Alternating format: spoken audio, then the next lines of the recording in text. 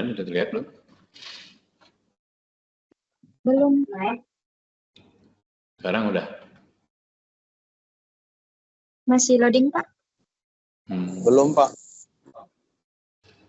Sudah, Oke. Pak. Oke. Sudah, Pak. Oke, selamat sore. Hari ini saya akan membahas bagaimana cara membuat forecasting. Forecasting itu peramalan ya. Meramal, tapi bukan meramal kayak dukun. Ini kita meramal tentang kira-kira okupansi berapa, penjualan berapa. Nah, di revenue management itu nanti titik poinnya adalah di dalam membuat perencanaan atau peramalan tentang penjualan ya.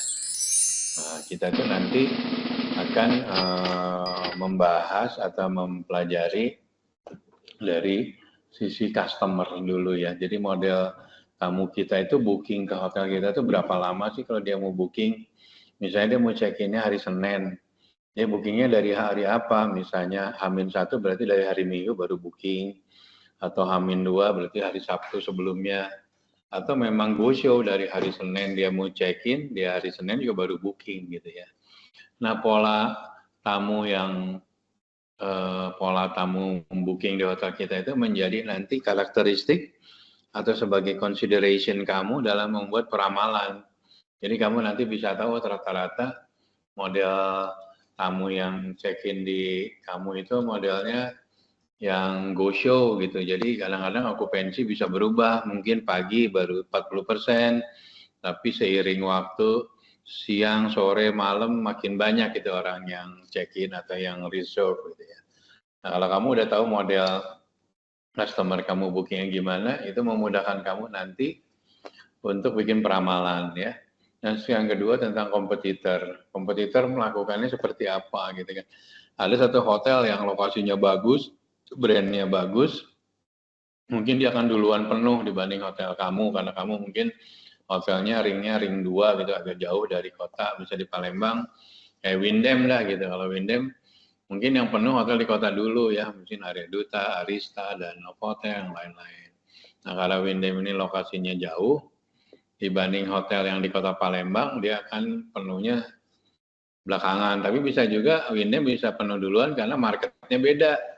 Karena memang marketnya mungkin suburb area, mungkin daerah-daerah yang Lahat, Muara Enim, lebih stay-nya atau meeting-nya di Windam. Nah, itu salah satu contoh perbandingannya ya.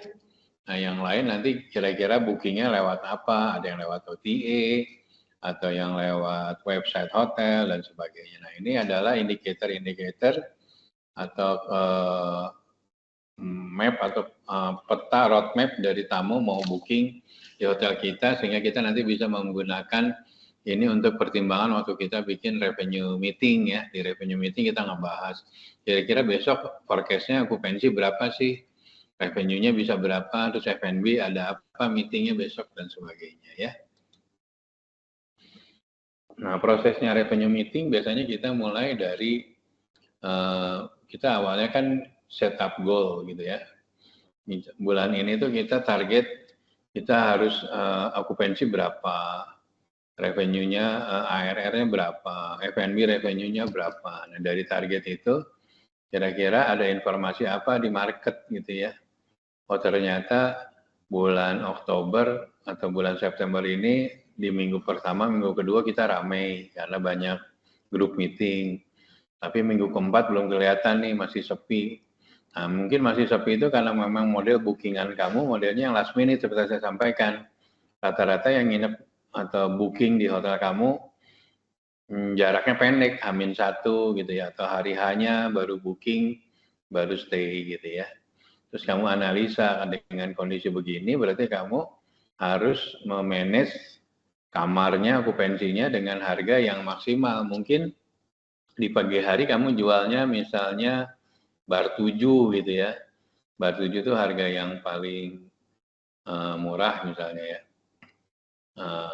Terus nanti semakin jamnya semakin naik, okupansi semakin tinggi, nanti kamu naikin lagi harganya di bar 5, bar 4, sampai ke bar 1 kalau memang okupansinya bagus gitu ya. Nah dari situ kan kamu udah tahu nih kira-kira nih nanti sore banyak nih pick up, banyak orang booking, atau orang langsung datang go show, baru kamu bikin decision, nanti kamu bikin rate-nya berapa nih. Kalau okupansi 70% kamu kasih harga berapa, okupansi 80% kamu kasih harga berapa. Dengan catatan kalau kamu masih manual ya, tapi kalau udah sistemnya punya channel manager, punya revenue management system, biasanya kan akan otomatis kalau okupansinya 60 harganya segini, okupansi 70 harganya jauh lebih mahal dan sebagainya. Terus diimplementasikan, yang terakhir memonitor apakah strategi yang kita juga sudah lakukan itu berjalan mulus enggak. Oh ternyata sudah kita kasih harganya, okupansinya naik, harganya naik, ternyata market agak kurang nerima karena kompetitor harganya masih ada yang lebih murah. Nah itu juga kamu strategi kira-kira gimana gitu ya. Tapi biasanya kamu lihatnya kalau tren semua hotel lagi rame ya kamu setting harga tinggi juga nggak masalah, atau nanti tinggal kemampuan hotel kamu dalam servis, dalam produknya, atau dalam branding promotionnya dan sebagainya ya. Lanjut, karakteristik dari revenue management ya. Biasanya kita punya beberapa grup booking gitu ya. Ada yang grouping misalnya kamu modelnya yang MICE ya, banyak meeting, yang sekali meeting grupnya bisa 100 orang, 200 orang, terus kapasitas ballroom kamu mungkin bisa 1000 orang gitu kan ya. Kalau corporate biasanya mungkin meetingnya hanya kelasnya di bawah 50 atau paling banyak 100. Nah kalau conference yang gede-gede gini biasanya government atau LSM gitu ya. Nah di situ kamu sudah membedakan nih, biasanya nanti kalau grupnya banyak, grup meetingnya government, mungkin harga kamarnya kan udah ada pagunya ya. Pagu itu artinya harga standar untuk pegawai BUMN atau pegawai ASN itu udah ada standarnya. Jadi mungkin harganya akan jauh lebih murah dibanding corporate. Nah mungkin nanti kalau grupnya government mungkin ngambilnya kamar yang paling bawah misalnya superior, dan yang banyak twin misalnya, karena ngisi rata-rata yang meeting itu perlu kamarnya sharing ya, cost-nya jadi twin share, jadi kamarnya yang twin lah. Seperti saya sampaikan di mata kuliah studi kelayakan bahwa jumlah kamar, besaran kamar mana twin mana king itu ditentukan juga salah satunya dari berapa besar ruangan meeting kamu. Kalau kamu punya ballroom besar ya pasti kamu perlu banyak twin ya, karena nanti kalau grup-grup kayak tadi sampaikan yang government biasanya twin share. Tapi corporate mungkin biasanya perlunya kamarnya tipenya king atau queen gitu ya. Terus rata-rata tinggal berapa lama sih kalau yang meeting government bisa 3 malam gitu ya. Kalau corporate mungkin paling di bawah 2 hari dan sebagainya. Nah, tipe-tipe ini kamu harus profilnya harus pelajarin. Nanti waktu kamu dapat grup meetingnya si government, berarti kamu harus nyiapin kan kamar-kamarnya. Terus misalnya nanti grupnya kamarnya ini keluar, masuk back to back, masuk corporate. Karakteristik corporate dengan government beda ya. Kalau corporate mungkin dia lebih rata-rata umumnya customer-nya lebih ke detail, karena harganya jauh lebih mahal, dia pengen yang lebih bersih, gede kamarnya. Mungkin kalau yang conference, yang penting kamarnya nggak terlalu gede tapi bisa twin share, terus bisa smoking. Nah biasanya ini government banyaknya mintanya smoking. Nah kamu juga harus hitung berapa banyak kamar kamu yang smoking. Jangan sampai nanti kamar kamu banyaknya non smoking atau kebalikannya banyaknya smoking, giliran tamu kamu banyak peserta yang non smoking. Nah nanti juga ngatur rooming listnya agak repot ya. Jadi biasain, saran saya lakukan yang namanya pre-arrival meeting atau group order meeting. Jadi setiap ada grup-grup besar itu meeting dulu antara FO, housekeeping, F&B, karena di situ akan dibahas nanti butuh kamarnya modelnya apa, twin atau king. Terus breakfastnya jam berapa, berarti F&B harus alert. Terus nanti rata-rata ini back to back, mungkin di hari terakhir karena grup lain udah mau masuk, tapi ini masih meeting sampai sore, berarti luggage kudu diturunin dulu.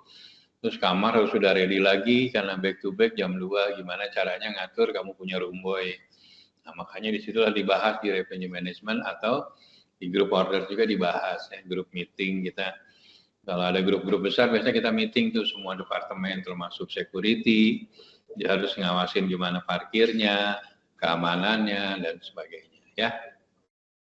Ke sini ada yang mau nanya nggak? Palembang?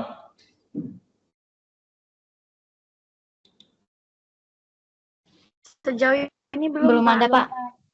Oke, terus nanti tadi udah berdasarkan dari ini kita sekarang berdasarkan dari segmen ya. Jadi saya sampaikan nanti kalau geografi, kalau orang yang datangnya model orang China market biasanya kalau kamu hotel di Bali itu mungkin dia hanya breakfast, sisanya lunch sama dinner banyak di luar, mungkin dia hanya kamarnya doang.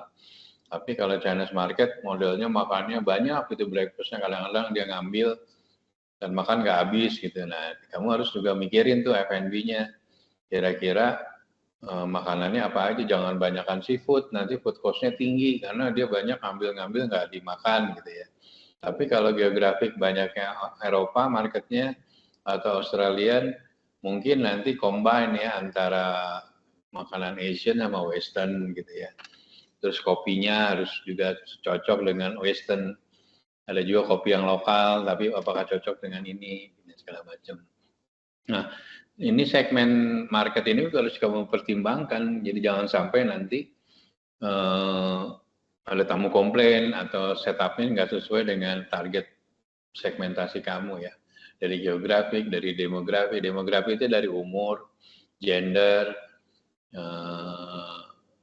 dan lain-lain ya. Karena mungkin dari umur, kalau market kamu banyak anak-anak muda, mungkin model hotelnya yang konsepnya kayak kalau di Marriott kayak Moxy gitu ya, yang konsepnya hip gitu ya, nggak formal, karyawannya juga pakai modelnya kalau resort ya kebanyakan gitu ya, lebih casual lah gitu ya. Nah ini kita mensinergikan ya antara operation hotel dengan segmen pasar kita gitu ya. Atau kebalikannya, hotelnya konsepnya anak muda, tapi yang masuk grup-grup government meeting, itu juga kan jadi problem tuh nanti. Mungkin meeting room-nya atau kamarnya sempit ya, karena memang anak-anak muda nggak terlalu perlu yang besar, yang penting bandwidth, terus ada Netflix-nya mungkin di kamar, ada AC-nya dingin, terus hot waternya bagus, mungkin syarat utamanya itu. Terus breakfast-nya juga mungkin yang lebih ke konsepnya Asian ke Korean atau Jepang. Nah, itu kamu sesuaikan dengan segmen pasar kamu ya. Kamu harus pelajari itu juga gitu. Jangan sampai ya memang beberapa hotel sih karena namanya coffee shop umumnya kan makannya standar ya, universal ya. Ada Asian, ada Western. Nah, cuman kan kadang-kadang kalau market kamu udah jelas banyaknya, seperti saya sampaikan di materi kuliah di video saya, kalau kita segmen pasarnya banyaknya Jepang gitu, hampir 90% tamunya Jepang, ya udah kamu harus nyiapin menu-menu Jepang di room service, di event, di buffet juga mungkin ada beberapa counter sup Jepangnya kayak miso dan sebagainya, atau tehnya gitu ya, teh Japanese tea dan sebagainya ya. Nah, dari sudah konsepnya tadi diikutin dengan geografik, demografik, kita mulai memasukin yang namanya forecasting atau meramal ya. Nah, waktu revenue manager itu kita meramal penjualan kamar, kira-kira berapa okupansi, revenue-nya berapa, F&B juga berapa, breakfast-nya, kalau kamar okupansi 70%, yang breakfast berapa orang, terus kira-kira lunch-nya berapa, dinner-nya berapa. Nah, forecasting itu digunakan untuk kepentingan semua ya. Jadi untuk kepentingan kita rata-rata akhir bulan kita revenue bisa berapa nih, profit bisa kasih berapa buat owner, terus kita bisa berapa buat bayar cicilan kalau ada hutang di bank dan sebagainya ya. Jadi nanti yang ikut di revenue manager itu semua departemen head, mulai dari FO manager, housekeeper, MBA director, ada revenue manager, ada orang sales juga, reservation, e-commerce, itu ikut semua. Nanti kita membahas tentang forecasting ya. Nah, contoh dari peramalan forecasting biasanya kita menggunakan yang namanya demand calendar. Demand calendar itu kita bisa melihat kira-kira tren okupansi hotel gitu ya. Dari tanggal, misalnya ini anggaplah ini tanggal 1 Sekarang September sampai tanggal 30. Oh, kalau melihat dari sini ini peak mungkin di tanggal-tanggal akhir bulan atau mungkin di awal bulan masih sepi baru pick up di sini. Nah, kita harus tahu nih kenapa bisa pick up naik ini, mungkin ada event apa di Kota Palembang. Oh, ternyata ada konferensi dokter gitu ya. Sepalembang dia butuh konferensi dokter, butuh misalnya kamarnya ada 1000 terdiri dari 10 hotel gitu. Hampir semuanya 10 hotel pada tanggal ini okupansinya penuh. Nah, ini juga untuk ini sebagai alat parameter untuk melihat tren dari okupansi hotel ya, yang namanya demand calendar. Demand calendar ada berbentuk grafik, ada juga berbentuk tabel seperti ini. Jadi tanggal segini okupansi kira-kira berapa, forecast-nya berapa, nanti bisa actual-nya berapa. Nah, ini adalah kerjaan harian dari si revenue manager. Setiap hari dia harus setiap saat memantau ini, dan dia memberikan saran kepada sales, kepada FOM, kepada semua departemen head, termasuk ke GM, kira-kira bikin strategi apa sih untuk meningkatkan penjualan, promo-promo apa yang akan dia lakukan supaya revenue menjadi naik atau kamar okupansi menjadi tinggi ya. Nah, ini contoh kita membuat komparasi ya, hotel kita berbanding dengan kompetitor. Secara okupansi hotel kita berbanding kompetitor seperti apa? Misalnya kita tumbuh 4%, sedangkan okupansi hotel baru 0,4. Berarti kita leading. ARR-nya naik berapa?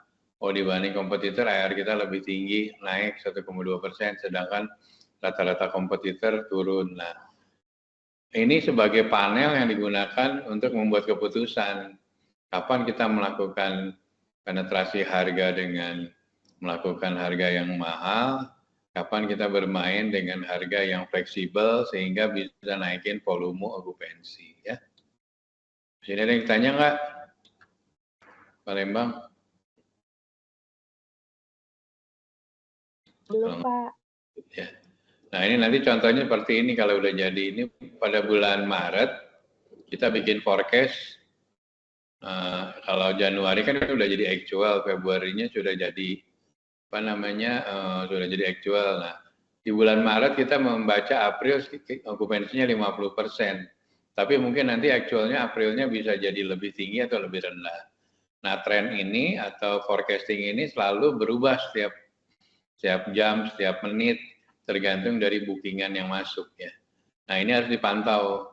Nih kayak kamu harus mantau nih, ini masih November masih sepi ya, karena memang model tamu kita bookingnya kan last minute ya, seperti saya sampaikan tadi.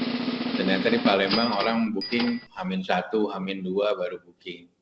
Jadi no wonder kalau kita ngelihat Desember masih okupansinya masih di bawah 10%, gitu ya.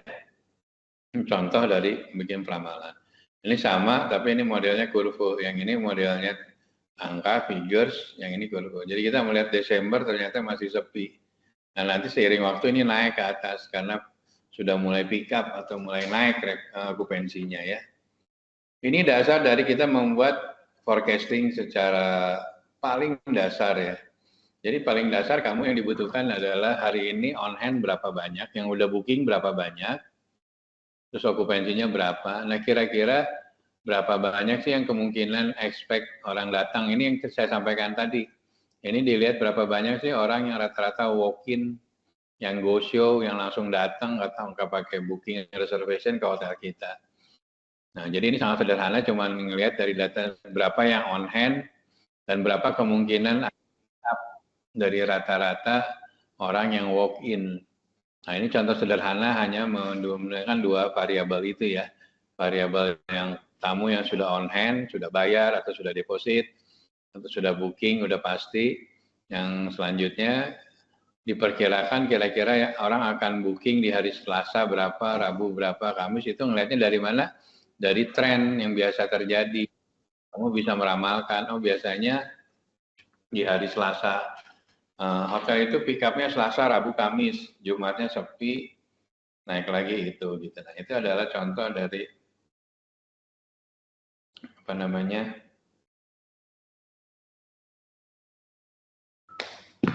Contoh dari peramalan yang menggunakan model asumsi yang sangat basic ya.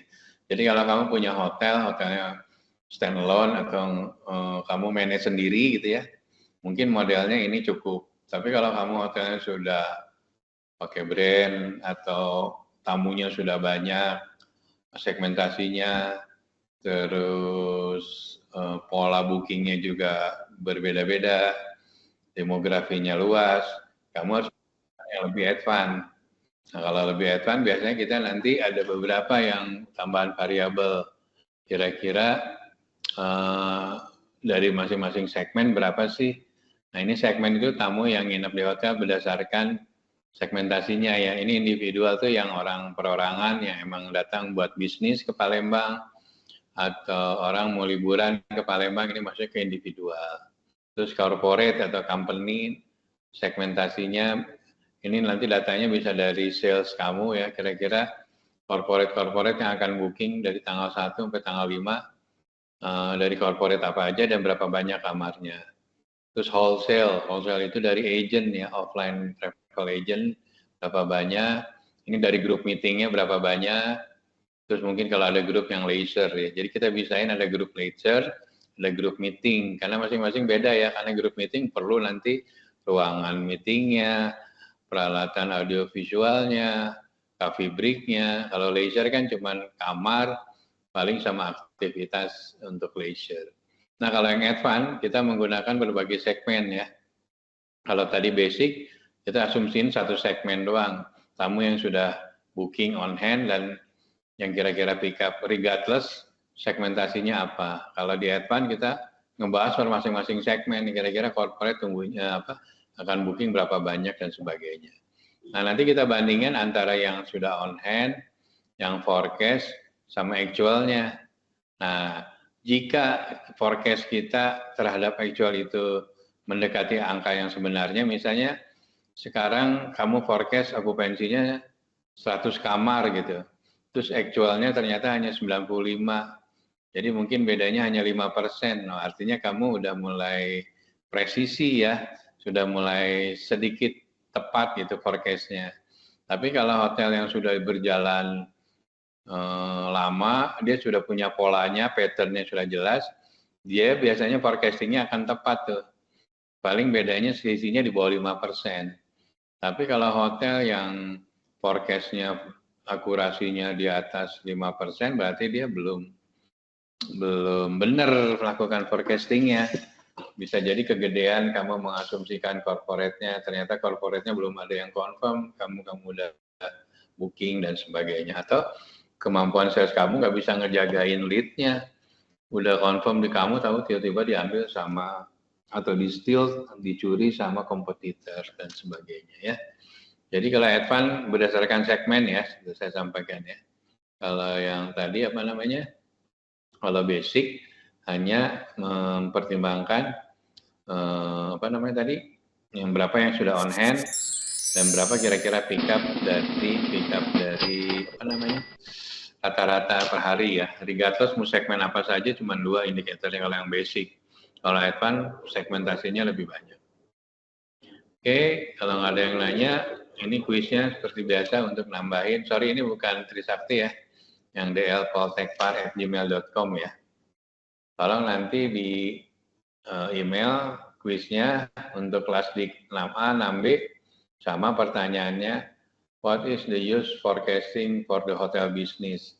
Nanti kamu jawab pakai bahasa Inggris bagus, pakai bahasa Indonesia nggak apa-apa, tapi saya lebih prefer kalau pakai bahasa Inggris ya, biar kamu juga belajar, belajar bahasa Inggris lebih baik lagi, karena di industri kita, di hotel, bahasa Inggris lebih diutamakan ya.